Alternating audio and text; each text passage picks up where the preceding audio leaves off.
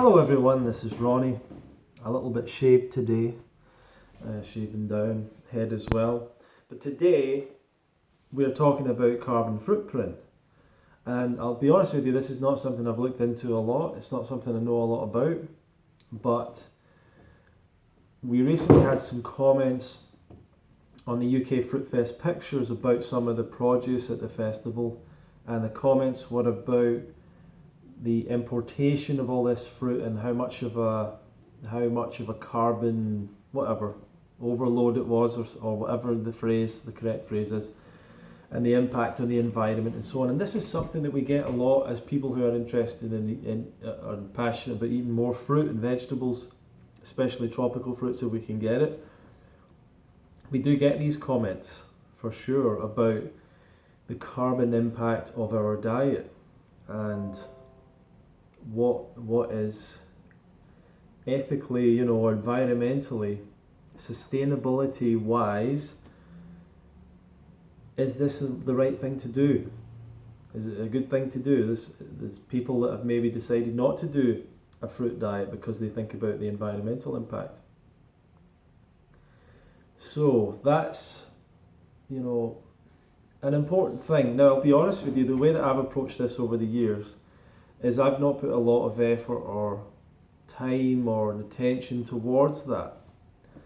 It's not been a big thing for me. And one of the things is that I've always known for a long time anyway that the effects of a vegan diet and that a vegan lifestyle in general massively reduces your carbon footprint and impact. So I'd always kind of assumed that even if you're eating a lot of fruit, that it doesn't really matter, because one of the major things in people's lifestyle that affects their carbon footprint is their consumption of meat and dairy and animal products, and that is the biggest contributor, and that when we take that out of our diet, it's likely that we're below the carbon footprint level and all that stuff.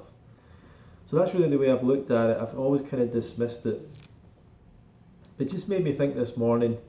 We got these comments, and I was saying, because the person was saying, "Oh, this is all imported in." Well, firstly, a lot of fruit that we're getting in the UK comes from Europe, often Spain or Spain mostly really, but also Northern Africa, Morocco, Algeria, Turkey as well. Quite a lot of fruit coming from Turkey, a little bit from Greece. But actually a lot of vegetables and a lot of fruit grown in the UK still. So a lot of that fruit will be either transported by lorry or transported by boat. So it's similar to almost anything that you're getting shipped in.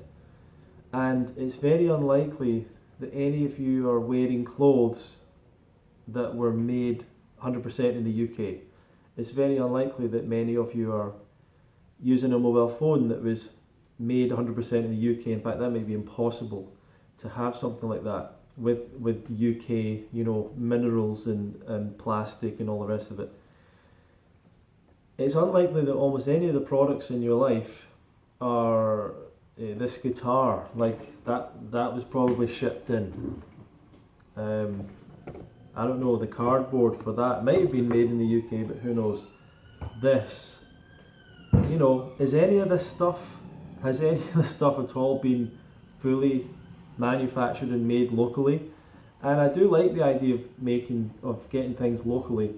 But once again, even people that are making things locally, where are they sourcing their raw materials from?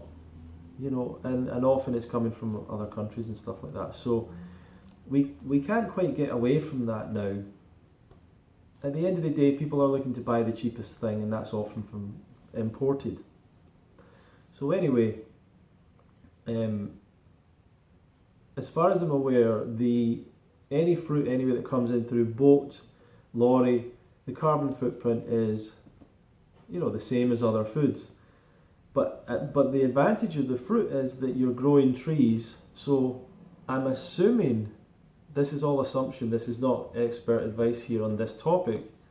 I'm assuming that the fact that there is a fruit farm out there that you are sustaining with your choice to buy fruit means that there is a farm of trees. That must be offsetting a lot of the carbon impact of transporting the fruit, the impact on the environment in that area. It must be,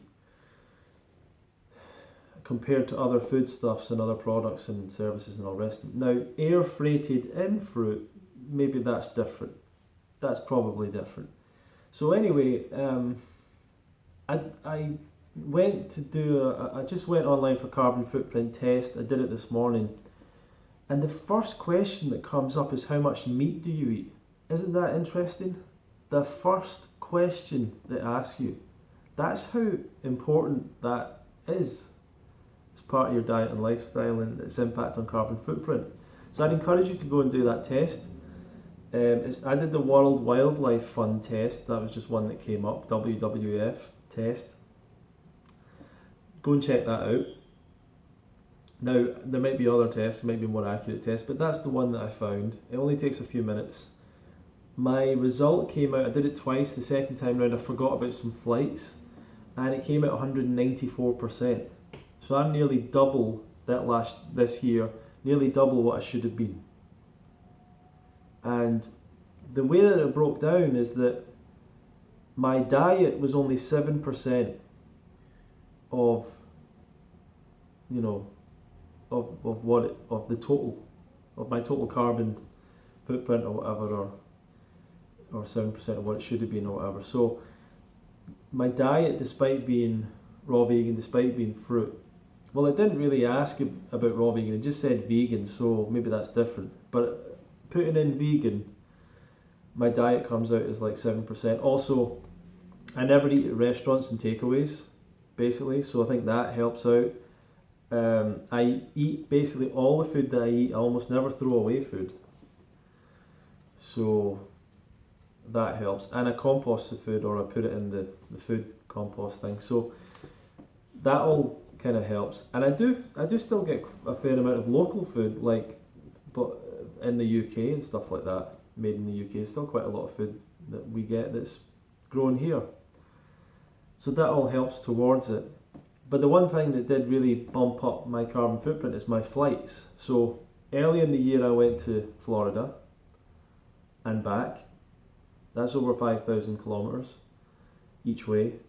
I went to Canada and then went from Canada to US, then US back here. So that was over 5,000 kilometers each time. And then I went to Rome, which was nearly 2,000 kilometers each time.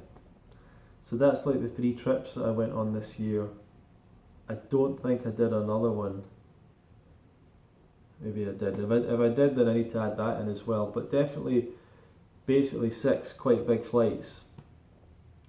And I didn't offset them. So what I've realised is that I can actually go and offset them. So that's probably the change I should make, is if I'm going to go on a long flight, I should offset it. The way that you offset it, it seems, is that you put some money towards a sustainability project or something like that. So you can actually calculate the amount of carbon used on the flight. You can donate money towards a particular project or whatever, and that will offset the carbon for you. So I don't know if that's all a big scheme, a big scam or something. Maybe it is, but it all looks kind of fair enough to me, and that's probably something I'm going to be conscious of doing from now on, and I should maybe try and offset some of these flights retrospectively as well. So that would have brought everything down, because when I look at the other aspects of my lifestyle, it would be really low. I think if I cut out those flights, I would have been really, really under. So anyway, I've always kind of felt like, as well, that the travel I'm doing, it's usually connected with the fruit festival stuff, with going to these events. So I like to somehow justify it in my mind, like, I'm helping these events to grow. These events are promoting a really sustainable lifestyle. These events are promoting veganism, so my money is going towards that, and my energy is going towards that, which could help more people reduce their carbon footprint. So I've always kind of justified it like that. I don't think about it so exclusively. But I really think that the most important thing, talking about your diet, your carbon footprint, is comes back to your consumption of meat being one of the main things that's leading towards that, and and um, and obviously things like unnecessary travel, unnecessary use of energy. But I really don't think we'd have as much of a problem if we got rid of the consumption of livestock and destroying forests for pasture land. That's one of the main things. And if we ate more fruit, we'd be growing more trees, we'd be using far less land for food, and we wouldn't have this, probably wouldn't have this crisis. So that's the way that I think about it all. I think I will, in the future, I'll look to offset, and I will think about the flights, because now I'm seeing the impact that's having. So I will look to offset that in the future. But my diet, I feel, is not a big impact environmentally. I think it's actually a positive thing. That's the way I like to think about it. Let me know your comments. You can look up that test if you look for World Wildlife Fund footprint. It'll probably come up in Google as one of the first results. And feel free to let me know what your number was below. Anyway, thank you very much for watching.